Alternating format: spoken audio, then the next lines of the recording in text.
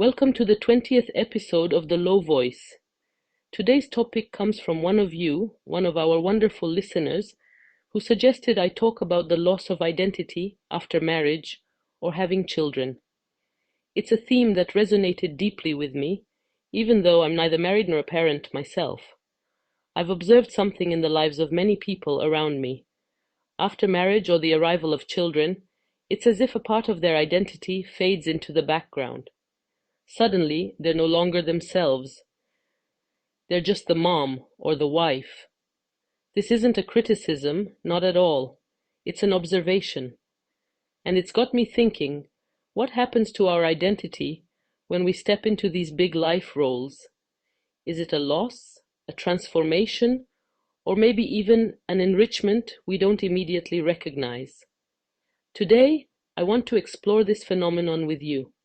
Not as an expert, but as someone curious to understand how we, as humans, navigate such profound changes in our lives.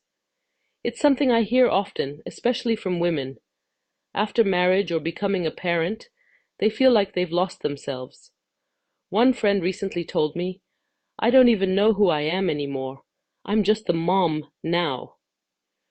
Her dreams, her hobbies, even her time to think, all seem to have vanished. And that got me wondering, why does this happen? Is it because life takes over? Is it society's expectations? Or is it something we unconsciously allow to happen? It's a real question, and one I think is worth exploring deeply, because it doesn't seem to be about failure or weakness.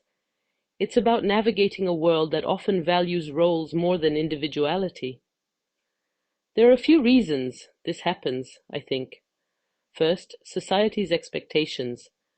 There's an unspoken rule that being a good spouse or a good parent means giving everything you have, every ounce of energy, every minute of your day. But no one tells you how to balance that with being yourself. Then there's self-sacrifice, which often happens out of love. You give up hobbies, passions, even career goals, thinking it's for the best. But over time, those little sacrifices add up. Finally, there's pressure from social media. All those perfect images of happy families and ideal partnerships, they can make anyone feel like they're falling short, like they need to do more, be more. But here's the thing, maybe what feels like a loss is actually something else, a transformation. What if losing yourself isn't the end of the story? What if it's the beginning of a transformation? Think about an old tree. Its branches grow, its leaves fall and regrow, but its roots always stay the same. Maybe we're like that. Maybe these big life changes don't erase who we are. They add new layers to our identity. Sure, it takes time to adjust. And yes, sometimes it's hard to see the person you've become. But deep down, your essence is still there, waiting for you to reconnect with it.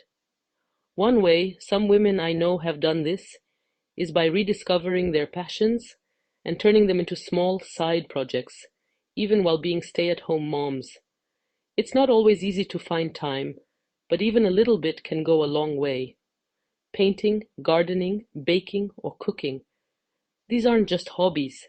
They can become sources of joy, fulfillment, and even small businesses. I've seen moms start online shops for handmade goods, share their favorite recipes on blogs, or even sell plants they've nurtured in their gardens. These passions don't just bring income or recognition, they remind us of who we are beyond our roles. So how can you start to find yourself again? Reconnect with old passions. What did you love before life got so busy? Even 10 minutes a day doing something you love can make a big difference. Create space for yourself. Whether it's a quiet corner at home or a moment in the day, find a place where you can just be. Surround yourself with the right people. Friends who see you for who you are, not just the role you play, can remind you of your true self. Redefine priorities. It's okay to put yourself on the list. Taking care of you is part of taking care of everyone else. Embrace change. Identity isn't static, it grows with us. As Leonard Cohen once said, there is a crack in everything. That's how the light gets in. Those cracks, those changes, make us who we are. Losing yourself a little isn't the end.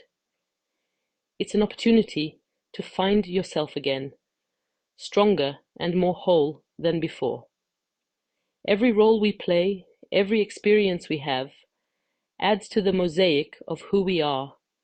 It might not always feel complete, but that's the beauty of it. So, if you're feeling lost right now, remember this: you're still here. Deep down, you're still you, and you're just waiting to bloom in a new way.